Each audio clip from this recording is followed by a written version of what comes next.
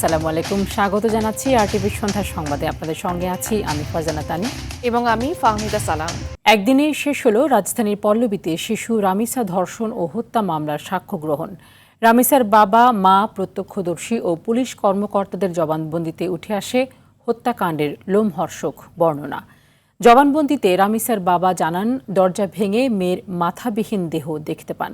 কাল হবে আসামিদের জবানবন্দি। আরও জানাচ্ছেন GM মাহমুদ।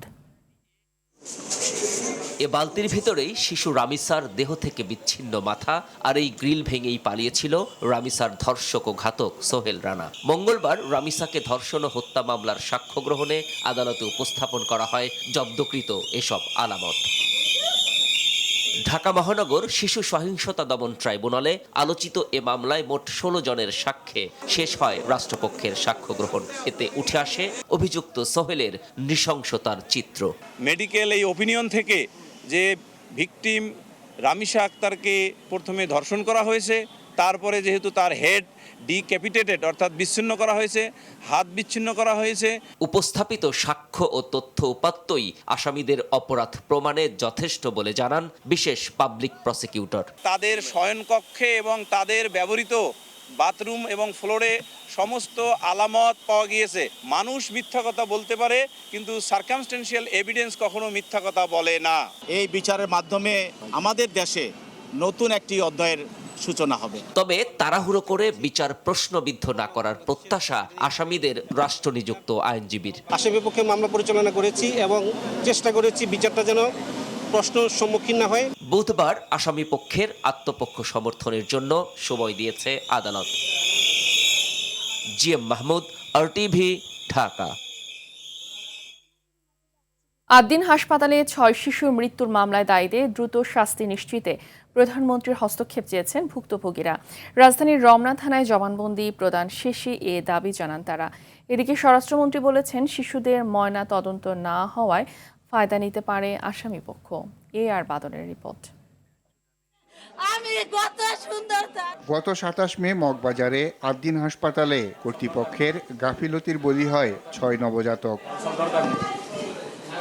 এরপর অবহেলাজনিত মৃত্যুর অভিযোগে হাসপাতালটির বিরুদ্ধে মামলা করেন সন্তানহারা পিতা।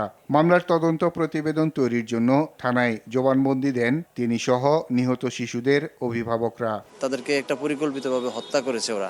মাননীয় প্রধানমন্ত্রী জনাব তারেক রহমান সাহেব এটা সুষ্ঠু তদন্ত করে বিচারের আওতায় আনবেন তাদেরকে।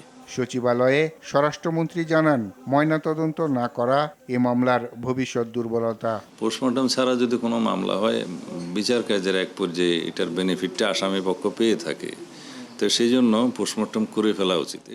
আর বাদল, RTV, ঢাকা। ধনী গরিব সহ সবার অন্তর্ভুক্তিমূলক উন্নয়নকে প্রাধান্য দিয়ে আসছে অর্থ বছরের বাজেট প্রণয়ন করা হচ্ছে বলে জানিয়েছেন অর্থমন্ত্রী আমির খসরু মাহমুদ চৌধুরী। নতুন কর্মসংস্থান ও ব্যবসা বান্ধব পরিবেশের পথে বাধা দূর করা হবে বলেও জানিয়েছেন মন্ত্রী।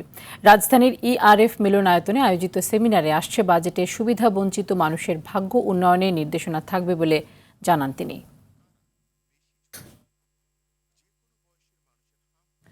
খুব দ্রুত সময়ের মধ্যে স্থানীয় সরকার নির্বাচন অনুষ্ঠিত হবে বলে জানিয়েছেন স্থানীয় সরকার প্রতিমন্ত্রী মীর শাহে আলম। তিনি জানান, বাজেটে নির্বাচনের বরাদ্দ আসার পর জুলাই-আগস্ট থেকে কোনো নির্বাচন কবে হবে সে সিদ্ধান্ত নেওয়া হবে। সকালে রাজধানী গুলশান, বনানী এবং হাতিরঝিল লেক পরিদর্শন শেষে সব কথা জানান স্থানীয় সরকার প্রতিমন্ত্রী। স্থানীয় সরকার নির্বাচনের ডেঙ্গু মোকাবেলায় সরকার সব ধরনের প্রস্তুতি নিয়েছে জানিয়েছেন স্বাস্থ্যমন্ত্রী সরদার মোহাম্মদ সাখাওয়াত হোসেন। জানান, এরই অংশ হিসেবে দেশের উপজেলা স্বাস্থ্যকেন্দ্রগুলোতে ডেঙ্গু কর্নার করা হচ্ছে। হাম মোকাবেলার চেয়েও অধিক দক্ষতার সঙ্গে ডেঙ্গু পরিস্থিতি মোকাবেলা করতে চায় সরকার, জানিয়েছেন মন্ত্রী। সচিবালয়ে ডেঙ্গু প্রতিরোধে করণীয় নির্ধারণে সমন্বিত সভায় তিনি আরও বলেন, ডেঙ্গু রোগীদের চিকিৎসার জন্য বেসরকারি হাসপাতালগুলোকে 10% বেড সংরক্ষিত থাকবে এবং ফ্রি চিকিৎসা পাওয়া যাবে। ডেঙ্গুর সব টেস্টে 80% ছাড়ের পাশাপাশি ডাক্তারের ফি না নেয়ার নির্দেশ দেন স্বাস্থ্যমন্ত্রী।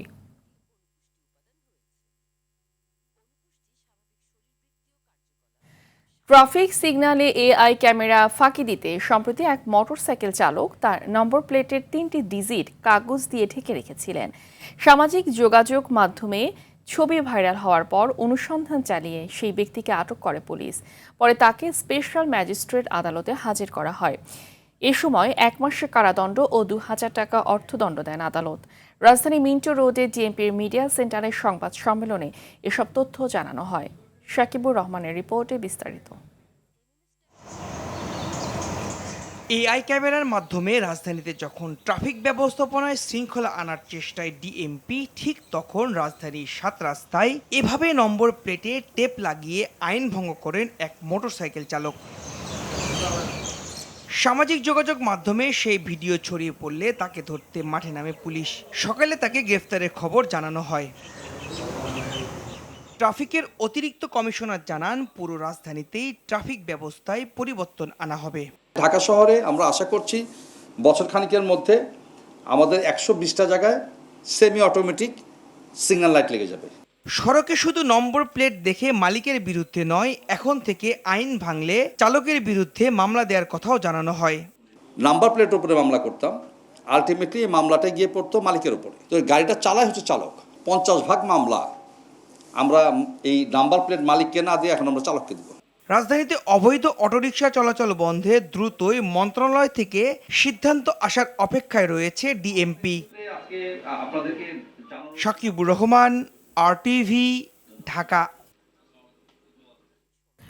জাতিসংঘ সাধারণ পরিষদের 81তম অধিবেশনের সভাপতি পদে নির্বাচন আজ। নিউ ইয়র্কে জাতিসংঘ সদর দপ্তরের সাধারণ পরিষদ হলে স্থানীয় সময় সকাল 10টায় এই ভোট অনুষ্ঠিত হবে। নির্বাচনে বাংলাদেশের প্রতিযোগী দেশ সাইপ্রাস। নির্বাচনে বাংলাদেশের প্রার্থী হিসেবে প্রতিদ্বন্দ্বিতা করছেন পররাষ্ট্রমন্ত্রী ডক্টর খলিলুর রহমান। অপরাধীদের বিচারের আওতায় আনা সরকারের দায়িত্ব। সে দায়িত্ব পালনে ব্যর্থ হলে ক্ষমতায় থাকার কোনো যৌক্তিকতা নেই বলে মন্তব্য করেছেন বিরোধী দলীয় নেতা ও বাংলাদেশ জামাত ইসলামের আমির ডাক্তার শফিকুর রহমান। দুপুরে সিলেটের বাদাঘাট এলাকায় নির্যাতনে নিহত শিশু ফাহিমার পরিবারের সদস্যদের সঙ্গে সাক্ষাৎ শেষে সাংবাদিকদের এ কথা বলেন তিনি। এ সময় ডাক্তার শফিকুর রহমান আরও বলেন, রামিসা হত্যাকাণ্ডের বিচারের মতো ফাহিমা হত্যার বিচারও 15 দিনের মধ্যে সম্পন্ন হবে। সরকারকে এমন নিশ্চয়তা দিতে হবে।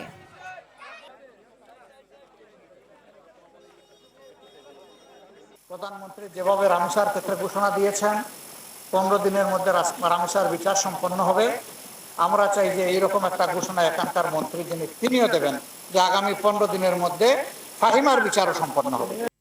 ইসলামী ব্যাংক বাংলাদেশের নবনিযুক্ত চেয়ারম্যান খুরশিদ আলমের নিয়োগ বাতিল এবং সাবেক ব্যবস্থাপনা পরিচালক ওমর ফারুক খানকে পুনর্বহাল সহ 7 দফা দাবিতে আজও আন্দোলন করেছে গ্রাহকরা। সকাল 9টা থেকে রাজধানী মতিঝিলে ইসলামী ব্যাংক টাওয়ারের সামনে সচেতন গ্রাহক ফোরাম এর ব্যানারে অবস্থান কর্মসূচি পালন করেন তারা। কর্মসূচিকে ঘিরে সেখানে বাড়তি পুলিশ মোতায়েন করা হয়। প্রস্তুত ছিল জলকামান ও সাজোয়া জানো। এদিকে বাংলাদেশ ব্যাংকের মুখপাত্র আরিফ হোসেন খান বলেন, ব্যাংকিং কার্যক্রম ব্যাহত হলে আন্দোলনকারীদের বিরুদ্ধে আইনি ব্যবস্থা নেওয়া হবে। পতাকা বৈঠকে সমাধান না হওয়ায় যশোরের বেনাপোল সীমান্ত দিয়ে বিএসএফের ঠেলে পাঠানো 10 নারী, পুরুষ ও শিশু দ্বিতীয় দিনের মতো শূন্য রেখায় অবস্থান করছে। গতকাল সন্ধ্যায় বিজিবি বিএসএফের মধ্যে পতাকা বৈঠক হলেও কোনো সমাধান না হওয়ায় তারা সীমান্ত এলাকায় অবস্থান করছে। খাবার ও পানি না থাকায় মানবেতর দিন কাটছে তাদের। এর আগে সোমবার রাতে কাঁটাতারের গেট খুলে তাদের বাংলাদেশে ঠেলে পাঠানোর চেষ্টা করে বিএসএফ। বিজিবি ও গ্রামবাসীর কঠোর তৎপরতায় তা ব্যর্থ হয়। এ ঘটনায় বেনাপোল সহ আশপাশের সীমান্তে সতর্কতা বাড়িয়েছে বিজিবি। সন্ধ্যার সংবাদ এ পর্যন্তই। রাতের সংবাদ 11:15টায় দেখার আমন্ত্রণ রইল। ধন্যবাদ সবাইকে। ধন্যবাদ।